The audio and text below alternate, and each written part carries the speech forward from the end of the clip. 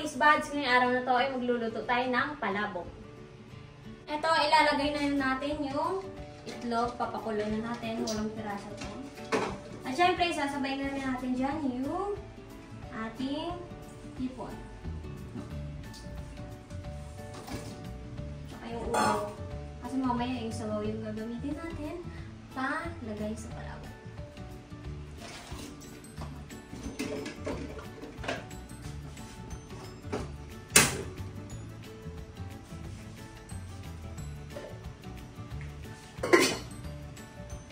Ayan, maglagay muna tayo ng tamang dami ng mantika dahil ang first step na gagawin natin dito is ipiprito muna natin ang tokwa. Ayan, so magpiprito na tayo ng tokwa. Ang technique dyan, painitin nyo munang maigi. So sana pa rin hindi siya manikit.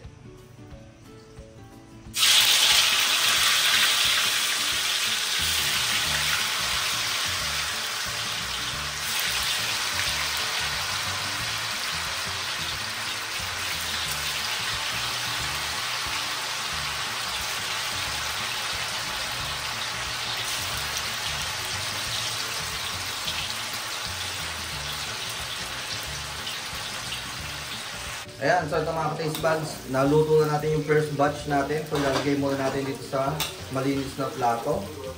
Ayan. So ganito tamang kulay, ang ganda ng pagkakaluto. So kagandahan, hindi na nikit.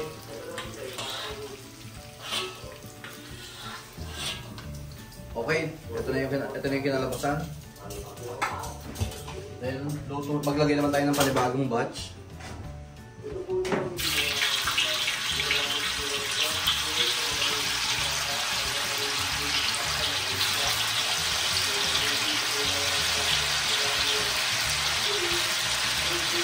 So kaya kami nagluluto nito kasi monster rin namin. Monster.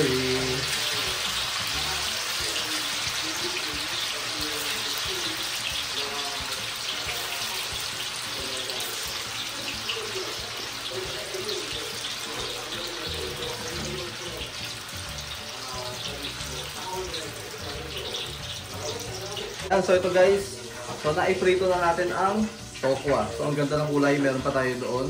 Naiprito din. Pakita ko na rin sa inyo. So ito pa yung iba. Okay. So ngayon naman, nakapagbawas na rin kami ng mantika dito. So the next na gagawin natin is sasangag naman natin yung ating tinapa flakes. Ayan, ito yung ating tinapa flakes na nabili sa palengke. Siyempre, so lalagyan na natin yung dyan.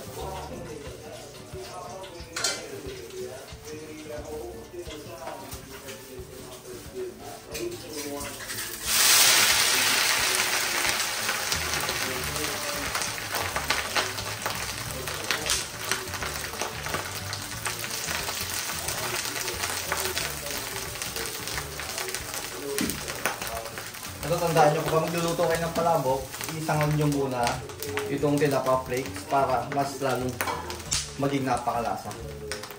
Kasi pag di nyo sinangag, hinalo nyo lang, hindi ganong lalabas yung lasa nyo.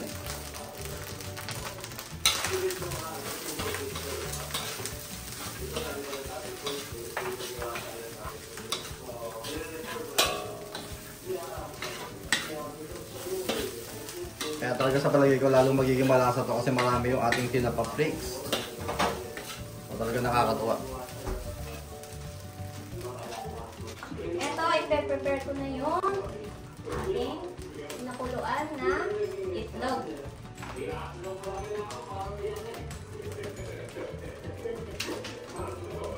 So yan, kapag ganito na yung kulay, so kung napansin nyo, di ba, mas lalo siya naging brown. So ibig sabihin niya, nasangag na natin itong ating tinapa flakes. So kanina kasi yung kulay nito, kung mapapansin nyo, medyo maputi-puti pa siya.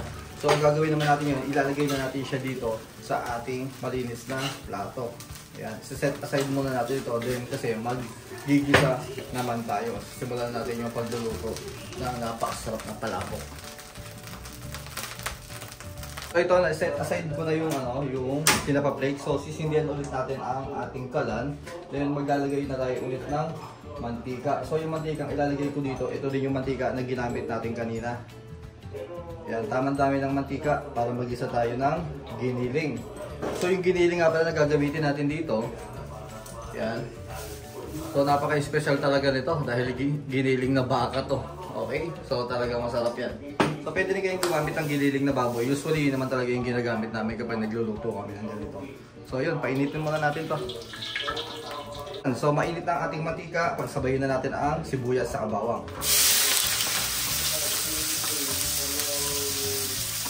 Ako kung nandito kayo maaamoy dyan, grabe, napakabango.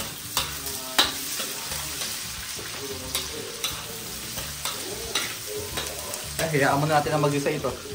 Ayan, so ito mga ka-taste buds, kapag ganito na yung itsura, kapag nag-translucent na yung kulay ng ating sibuyas at talagang naamoy nyo na yung bawang, ibig sabihin niya, nagisa nyo na yung maigi.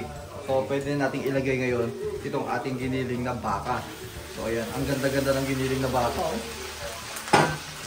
So bago natin haluin, maglagay muna tayo ng paminta.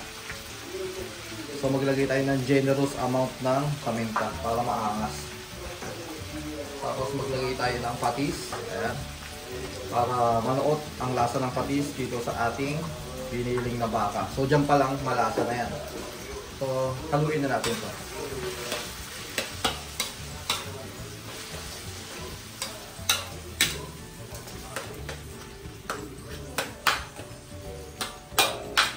Hayaan muna natin na medyo maluto-luto, then lagay natin yung atsuwete. Ayan, tingnan nyo maigi. So kung papansin nyo, medyo naluto-luto na ang ating giniling na baka. So na half cook na siya. So kapag ganyan, pwede natin ilagay yung ating atsuwete. So napaka-natural talaga ng paggawa natin ng ating palabok ngayon o pagluluto dahil hindi tayo gagamit ng kahit na anong mga powder. So ibubukasan natin yan lahat.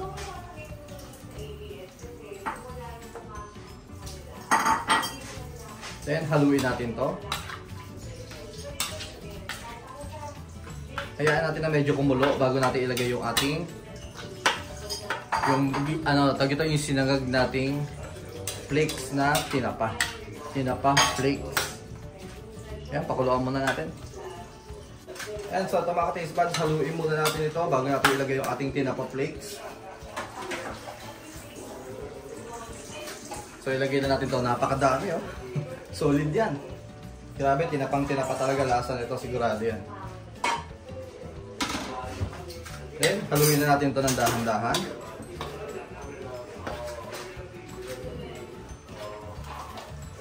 So, kapag nagluluto ako nito, nilalagay ko yung ibang dahon ng sibuyas dito sa ibabaw. Ayan. Sinasabay ko sa ganyan. Para dito pa lang may lasa ng dahon ng sibuyas yung ating niluluto. So, templadong-templado na talaga kaagad. So ito, hayaan muna natin na maluto-luto ito ng ganito. Then mag-a-add na tayo ng tubig. So i-add natin yung pinagpakuluan ng hipon. Saka sinabay na rin natin yung pagpapakulo ng itlog doon. Okay, hayaan muna natin na ganyan. And so ito guys, haluin muna natin. Then ilalagay na natin itong ating pinagpakuluan kanina. Ating shrimp broth. So ayan. So nagamit tayo ng strainer para masalak pa natin yung ating sabaw. Kasi may mga ulo ng hipon yan. Kasi malasa talaga. Yan ang magandang pakuluan dyan, yung ulo ng hipon. Much better nga, pinipigaan nyo pa yan eh. Para mas lalong lumasa. Okay. Yan, lagyan mo dito yung ulo ng hipon. Pipigaan mo. So magdadagdag pa tayo ng ng tubig. Mamaya-maya. Kaya pakuluan muna natin. Magkulo niya, lalagay natin yung ating Nor shrimp cube. 3 piraso na ilalagay ko kasi gusto ko talaga lasang-lasa yung pagka-seafoods, no? So ito yung ating so gagawin natin. So ganyan lang yung style na ginagawa ko dito. Malinis naman yung strainer, kaya don't worry.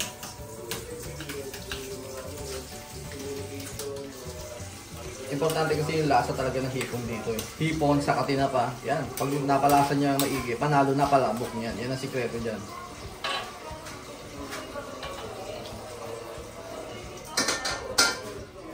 Perfect na yan, no? Naglabasan talaga yung yung katas ng hipon, kaya naman talagang suabe.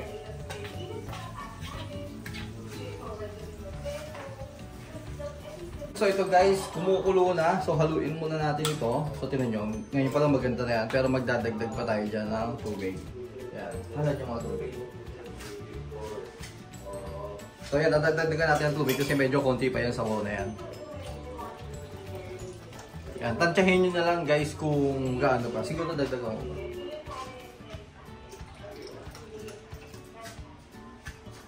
Then maglagay tayo ng asin. Yan, wag naman napakaraming asin, baka naman umalat. So maglagay din tayo ng kulina sarap. Ito okay lang yan, ilahat nyo na yan. Then maglagay tayo ng 2 pirasong Knorr Shrimp Cube. So ito yung una. Ito naman yung pangalawa. At hayaan natin na kumulo yan. Pero haluin muna natin. Make sure natin na hahaluin nyo yan. Para syempre natutulungan nyo na rin yung Knorr Shrimp Cube na mag-melt siya ng mabilis at lumasa kaagad sa ating niluluto. Okay? Ayan, so ito mga taste buds, kumukulo na rin to at syempre natikman na rin namin. Tama naman, hindi naman masyadong maalat. So goods yun. Andun yung lasa ng paminta. So talagang lasa-lasa natin yung ating palabok. Yung typical na lasa ng palabok. So ngayon naman lalagyan natin yung ibang mga ingredients katulad ng pinirito natin kanina, tokwa na napakadami. So goods yan. So nag-overload tayo sa tokwa, no? Astig yun. And then syempre ilalagay na rin natin mamaya yung itlog. Ito, ipe-prepare ko muna, hahati-hatiin ko muna ito. So ayan. And then nga pala dun sa kabilang ating burner, so nagluluto na rin tayo dun ng ating bihon. So, ito na nga mga kapitbahay. So, haluin muna natin to bago natin ilagay yung ating itlog. So, ayan. Ay, ang ganda ng luto naman talaga, oh. O, lagyan na natin itong hard-boiled egg, 8 piraso na hiwa pa namin yan. Okay. So, para walang aksaya. And nga pala itong itlog, nilagyan ko ng kalamansi. Sa itlog, malasa na kaagad. Lumalasa yung ating kalamansi. Then lagay natin itong ating mga shrimp. Yun yung maliliit na hipon na panhog.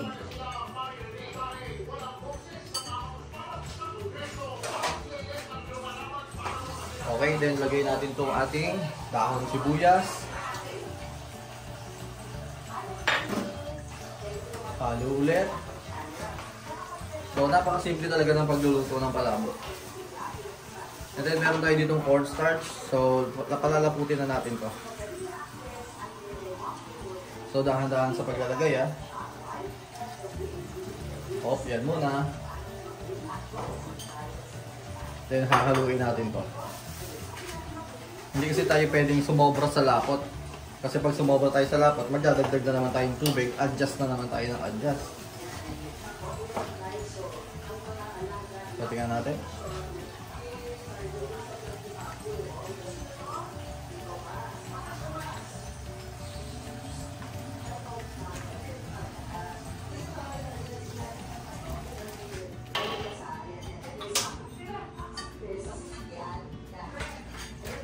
Dagdagan natin. Dulo mo naman yung cornstarch.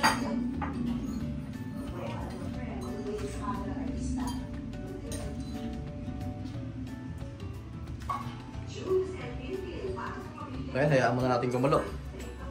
At ito naman, maglalagyan na tayo ng chicharon. Make sure durugin nyo. Pero kung ayaw durugin, bahala kayo. Ay, ang sarap niya.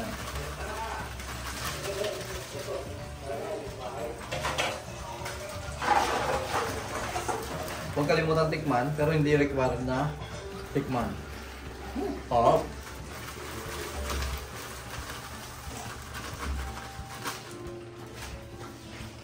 Okay, haluin natin.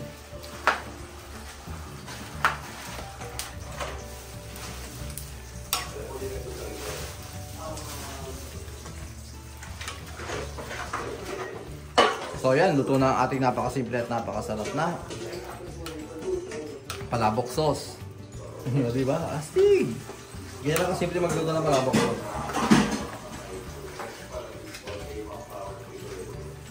So ilalagay na natin yung bihon na pinakuluan natin. Puno na, oh.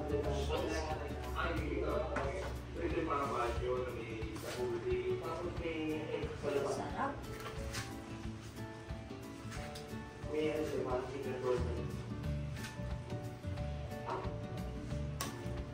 Mas maigi pa hindi nyo putol-putulin yung bihon kasi mas maganda talaga siya pa mahaba.